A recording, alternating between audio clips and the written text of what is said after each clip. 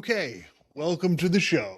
So I had some issues that I wanted to address. There's all this talk in college football about a 2014 playoff. So I wanted to talk about that, and then I wanted to talk a little bit about the NBA playoffs and all of the complaints about the flopping and the officiating, and the physical play and all the stuff going on with that, because I just feel like there's a lot of nonsense being put out there, and I just don't. I have my own thoughts on it. I agree with some of it. I disagree with some of it, and so I just want to get that out there. So all of the rumors are out there. Are we going to have a 2014 playoff in college football? Like, the Big Ten is pushing it. All the other conferences now, except the SEC, have now agreed to it, which is convenient for the SEC that they don't want a 2014 playoff when they have a deal with ESPN, and ESPN owns the college football playoff TV rights. So, there may be a little bit of an agreement there, but that's where we stand right now. Like, those other conferences, the Big Ten basically come out. Tony Petitti came out and said, we're it's 24 or nothing. We're not going to 16. We haven't had any discussions about it. And that's where we're at. So, all right. So here's my thoughts. So the media, almost all the media and all the polls that you see involving fans are the 2014 playoff is a disaster. This is a terrible idea. They never should do this, and all of this nonsense. And I think it's a bit over the top and ridiculous. So first of all, I just want to put out there, I am not like Mr. We got to do a 2014 playoff. It's not my first choice. I don't think it's necessary, but it might be my second choice. Like, I like it a hell of a lot better than letting the media decide who the national champion is. I like it a lot better than just having two teams, and I like it a lot better than four teams. I think at this point, 12 or 16 would probably be better as far as I'm concerned, but I'm not against the 2014 playoff. I think it would work just fine and everybody would love it. I think similar to now, where we went from 4 teams to 12 teams, everybody complained about, well, is it going to be as good? It was fantastic. Last year's regular season was the best in my lifetime. So I think college football is a perfect example of how everybody is caught up in the past, thinking the past was better than it is now. And there's nothing in college football that was better 20 or 30 years ago than what we have now. I think it is significantly better.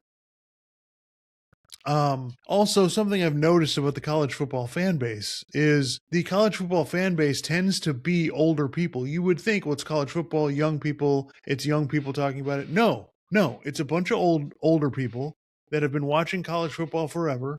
They don't like anything to change at all, and they're just kind of stuck in that place. And I used to think, like, baseball fans, well, they're very provincial, and they don't want anything to change. They like things just the way they are. But actually, no, I think college football is much worse. So college football has been the poorest run sport in our country.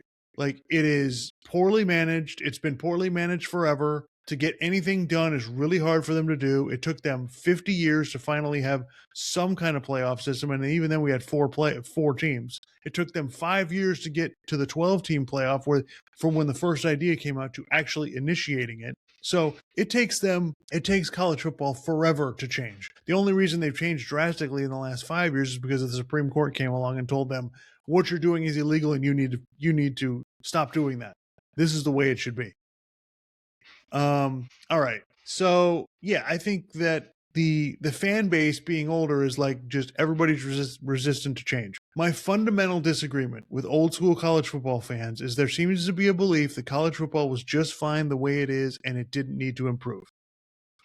I am surprised to find that out, because when I was a kid, right, watching college football in the 90s, I was like, I thought there were all kinds of things that needed to change. We complained about, well, we want a playoff. Everybody wanted a playoff. The media wanted a playoff back then. So I don't understand why people are acting like, no, it was fine the way it was. We liked it the way it was. I don't remember it being that way. Maybe I'm wrong, but I don't remember it being that way, So people complaining that the 2014 playoff is a disaster. I mean, I can't help but laugh. To me, the disaster was, well, we had the media decide after everybody played their bowl games, we would just decide who the champion was. I mean, that's ridiculous. And then we only had 2 teams, and we're using computers and, voting polls and all of this nonsense, and we're deciding that way, which again, stupidity. It's been completely incompetent in college football all this time. So I don't understand why it was fine just the way it was. Like, that to me is delusional. Like, so I just want to take you back. So let me take you back to 1993. Okay. Florida State and Notre Dame played one of the best regular season games that we've had. Okay. It was one of those touted as game of the century. Notre Dame ended up winning. And I just want to remind you that teams like that rarely played each other in the regular season because we had no playoff, right? We had smaller conferences. So we could, very rarely would we get a good game like that. Most of the time, teams would play one or two teams that were, at their class, and that was it. So Notre Dame wins the game. They lose the next week to Boston College. So Notre Dame has one loss. Florida State has one loss. Nebraska was undefeated. Okay, so they played in separate bowl games. Florida State played in the Orange Bowl against Nebraska, and the only reason that happened is because the conference Nebraska was in, the Big Eight at the time, they had a tie-in to the Orange Bowl, and Florida State had a tie-in to the Orange Bowl, so that's why they played in that game. Nobody chose that. It was just luck that they ended up playing in that game. So Notre Dame beat Texas A&M in their bowl game. Florida State beat Nebraska in their bowl game. They were both very close games. I think Notre Dame won by 3 and Florida State won by 2 or something like that. So you had 3 teams with one loss at the end of the season: Nebraska, Notre Dame, Florida State. They gave Florida State the national championship, even though they lost to Notre Dame in the regular season. So I was just thinking about that, and I think that was one of the first years where I was really locked into college football. You know what I would have loved in 1993? You know what I would have loved? A college football playoff. Like, I don't really care how many teams, 12, 16, 24, whatever. To me, I think all these playoffs are good. I think there probably is a saturation point. I think if you go past 24, it's probably a bit ridiculous. But the thing is, with college football, you really don't have time to go for more than 24. Like, the calendar's pretty packed as it is. So, yeah, I would have loved, that's what I wanted. That's what I wanted the whole time. So when we finally got it and we get a 12-team playoff, and I'm surprised people aren't more excited about it, because I think it's fantastic. I think this is what we've been waiting for. So, all right. So let's go through some of these arguments that are against the 24-team playoff. All right. First of all, people arguing, well, the 24th team has no chance to win the national championship.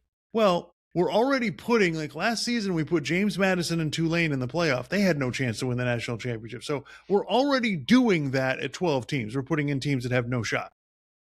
The other thing is, in every other sport, we put in more teams that can win the national championship, or that can win the whole thing. In the NFL, we put 14 teams in the playoffs. Come on, guys. There aren't 14 good teams in the NFL. We put 16 teams in the NBA and NHL playoffs. Now, in hockey, sometimes the 8th seed can actually win it, so that's a bad example. But in basketball, like, we put all these teams in, half of those have no shot. All right, that's the first argument. Another argument. Well, you could make the playoffs and not beat anybody in the regular season. Well, as I said earlier about scheduling, college football is littered with teams that didn't do anything in the regular season, played terrible schedules, and won the national championship anyway. Last year, Indiana's schedule, that schedule wasn't very good. They didn't play anybody until they played Ohio State after the regular season was over. Then they won the championship. Last year, Miami and Notre Dame, they didn't have tough schedules in the regular season. Miami's strength of schedule wasn't very good, and they made it to the championship game. 3 years ago, Michigan won the national championship. They didn't play anybody in the regular season. They played nobody out of conference, and their schedule was relatively easy. They played Penn State. Penn State wasn't at their level, and they played Ohio State in their last game. And then they won the national championship anyway. So this idea that, oh, well, these teams haven't beaten anybody. Well, then if you have a 2014 playoff and you get in the playoff by playing a weak schedule, guess what? You're going to get eliminated real fast. Last year, Ohio State played a pretty weak schedule. Got beat by Indiana, then got beat by Miami.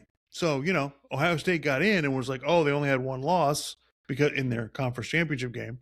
They got in last year. Well, Miami played a much weaker schedule, but Miami was clearly a better team. The main argument is that this is going to ruin the regular season. Oh, it's just going to damage the regular season and people aren't going to care as much. Okay. Well, we went from 4 to 12, didn't damage the regular season at all. As a matter of fact, it enhanced it. The regular season last year was the best we've ever had. And I think the same thing would happen here, okay? And this is one of the things that I think is really important is There are just some of these myths that the media has been perpetuating. Some of them the NCAA has been perpetuating forever, is that the regular season, we have the best regular season in sports. Our regular season is amazing. You got to watch every single week. Go look at the schedule for the first week of this season for Labor Day, Labor Day weekend. Go look at the schedule. It is absolute garbage. So it's a myth that these schedules are so amazing. You could take half of the college football games in the regular season and get rid of them. It wouldn't matter. I'm tired of watching Notre Dame against Navy. I don't want to watch Alabama play Southern Mississippi. Okay? These teams have all these crappy games baked into their schedule, right? So I don't think it's going to damage the regular season at all. People are not going to go anywhere. And if you're not going to give me good games in September, you're not going to schedule out of conference games. Nobody's going to play anybody. Well, then I'd rather have those in the playoffs. I'd rather watch Iowa against Virginia as a playoff game, No, like the idea that, these teams play these really tough schedules. No, they don't. Give me a break. Even the best teams have 2 or 3 games that matter. The rest of the games they're going to win easily. Now, the schedules are better than they were 10, 20 years ago. Part of that is because of the conferences are bigger. So, overall, I think schedules are tougher, but in totality, they're still not that difficult. The other thing is college football is not dependent on valuing regular season games by, is somebody going to get in the playoff? When Michigan plays Ohio State, or Auburn plays Alabama, or UCLA plays USC, nobody cares. Whether the teams can make the playoff or not is irrelevant. It's not like people aren't going to care and watch the games if there's no playoff implications. Like back when we had a 4-team playoff or no playoff, if you lost a game, you were probably done. And by October, you knew all these teams were eliminated. So, and people cared just as much then as they do now. So I'm sorry, nobody's going anywhere. Nobody's leaving these games. These games are going to be huge, just like they were. The regular season is going to be awesome. I think it's going to be better this year. I think with a 24-team playoff, it will either have zero effect on the regular season or it might actually make it better. One thing is for damn sure, it ain't making it worse. So also, a couple of other myths that have been going on. So I don't buy the argument about the schedule. It's going to damage the regular season. It's not going to damage the regular season at all. It won't matter one iota. Okay? That's a myth that we've been sold. Oh, this regular season's amazing. Yeah, there's 3 or 4 weeks during the season that are pretty much garbage. You end up getting some upsets just because, things happen. But I'm sorry, there's rarely a weekend with 7 or 8 great games. There's usually 2 or 3, sometimes 1 or 2. So yeah, the regular season thing I think is ridiculous. The NCAA actually used to argue to the Supreme Court that people are not going to watch college sports if the athletes get paid. Well, we've seen that's nonsense. Also, if you let players transfer all over the place, people aren't going to watch. That's not true. We just had the highest TV ratings we've ever had. So is it at all possible that a lot of these things in college football that everyone's been telling us forever because we didn't have a playoff all this time, is it possible they might not be true? I think it is. The other thing is the media is perpetuating this, like freaking out like they're going to go to 24 teams next year. I got news for everybody, okay? It's going to take 3-4 years minimum before they can actually put this into practice, if they happen to agree on it. I don't think it's going to happen anytime soon. So I think everyone should relax. It's not going to happen next week or next year or the year after that or the year after that. Things in college football move pretty slow just in general. And the way the SEC is holding this out, and ESPN doesn't want to do it either because they have the rights to the playoff, like it's not coming anytime soon. So I think the media is blowing this completely out of proportion. I understand the majority of fans don't want this, but I would say to you, the fans and the media shouldn't be the barometer over whether we should do something or not. Not only that, none of these conferences or TV networks give a rat's ass about anything the fans want. So I think it's cute that the fans are going to get all mad and think that they can have some effect on it. You didn't have an effect on it for 50 years when we wanted a playoff and couldn't get one. So I don't think anybody's going to have an effect on it. So to turn to another topic, speaking of the media blowing things out of proportion, let's talk about the NBA playoffs, specifically the Oklahoma City San Antonio series. I want to go on record that when this series started, I picked Oklahoma City to win in 7 games. I expect this series to be highly competitive, as it has been, really physical and well played. And game 1 really delivered. Unbelievable game. Spurs win in double overtime. Fantastic.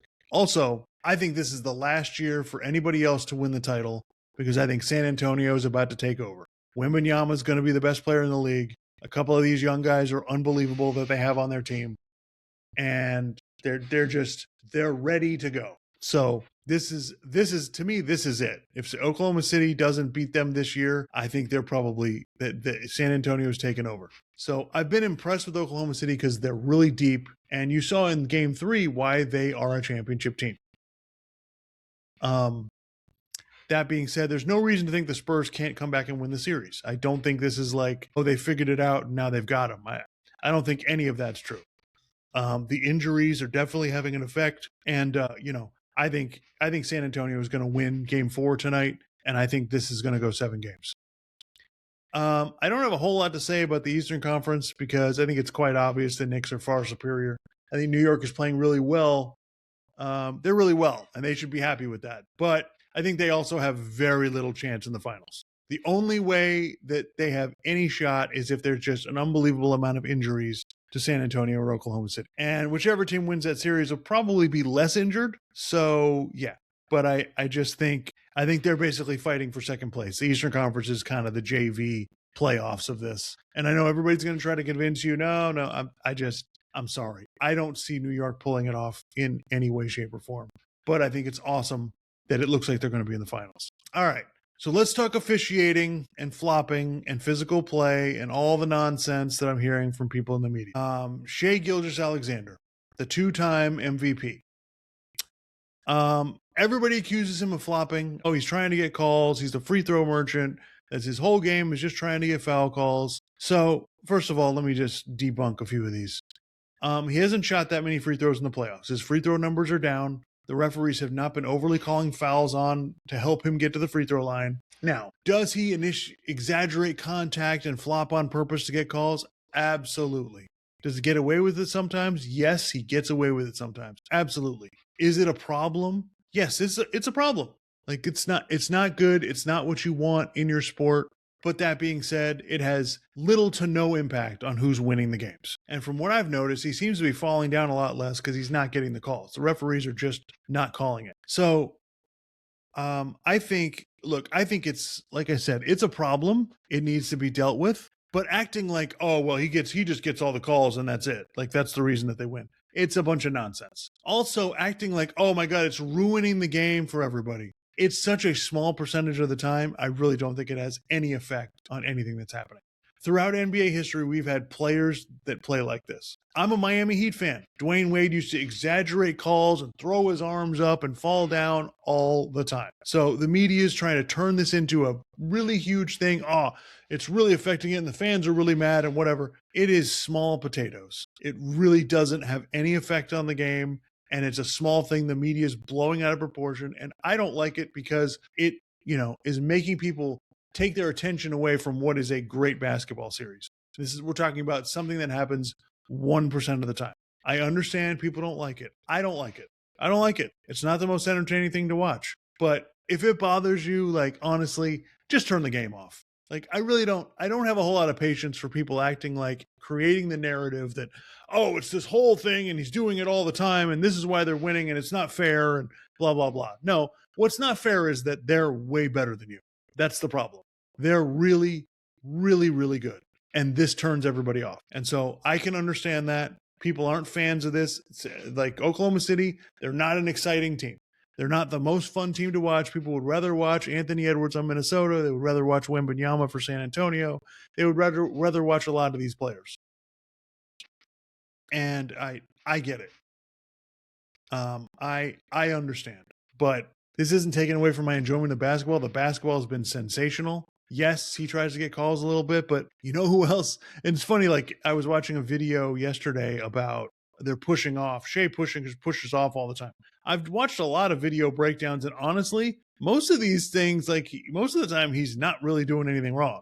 And then, the push offs, well, he extends the arm or whatever. You know who used to push off a lot? Michael Jordan. So I'm really annoyed with the fact that we're treating this as if because Shai doesn't have this really exciting game, we've characterized him as he's just a flopper and that's it. As for the physical play in the series, I am really shocked to hear about people being upset that Hartenstein is grabbing Wemby and stepping on his feet and doing all of this stuff. And he's not being dirty. He's not getting, some kind of gigantic advantage. It's not turning him into a great player. He's doing everything he can to win. Because if you guys just think, well, we'll just play Wembanyama straight up, like, why can't they do that? Nobody's going to be able to stop him, guys. The Spurs are just going to win the championship every single year. If that's what you want, like, all right, fine. But that's not what I want. And that ruins the TV product. And I don't want to bring up NBA history again, but every great player, especially big guys, they go through this in the playoffs. They get people trying to physically beat them up, get in their head. And as long as it's not dirty, like, I don't have any problem with it. And I don't understand people complaining about it. Go look up what happened to Shaquille O'Neal. Like, Shaq got beat up the whole time. They were fouling him constantly. They could only call so many. Like, this is what happens. LeBron James has dealt with a lot of the same stuff. And if you want to go not just, not talking about bigger guys, but there was a playoff series back in 2014. The Warriors played the Clippers, and Chris Paul's guarding Steph Curry, and he's grabbing them, pushing them, stepping on his feet, doing whatever he can to screw with them. This is how the NBA playoffs work, guys. This is how it's worked forever. In the 90s, they used to beat the shit out of you. Michael Jordan got beat up for years against the Pistons. And you know what happened? He figured it out. He overcame it, and they won 6 titles. So I just, I don't understand it. I think if I'm Oklahoma City, I'm doing exactly what they're doing. I don't have any problem with it. I have a much bigger issue with the flopping and the, trying to get, exaggerating to try to get calls than I do of any of this nonsense people are talking about. So look, I know nobody wants to hear this, but it's the truth, guys. The foul calls and the officiating and the flopping and the grabbing and clutching and whatever you think you don't like has nothing to do with what's going on in this series. If Oklahoma City wins, it's because they're really, really good and people don't like it. And I get that, but I really don't think anything should change. If the NBA wants to come up with some kind of rules to stop flopping, all right, fine. I have no problem with it, but it doesn't have any effect on this series. And, like I said, I think Oklahoma City wins eventually. I think it's going to go 6 or 7 games at least. And I think the finals are going to kind of be an afterthought. I think that basically we're watching the finals in the Western Conference. So, all right, if you have any thoughts, you think I'm delusional, you don't understand what I'm doing, I'm crazy, leave a comment. Let me know what you think. Leave a comment. We can discuss it. Thanks for everybody tuning in.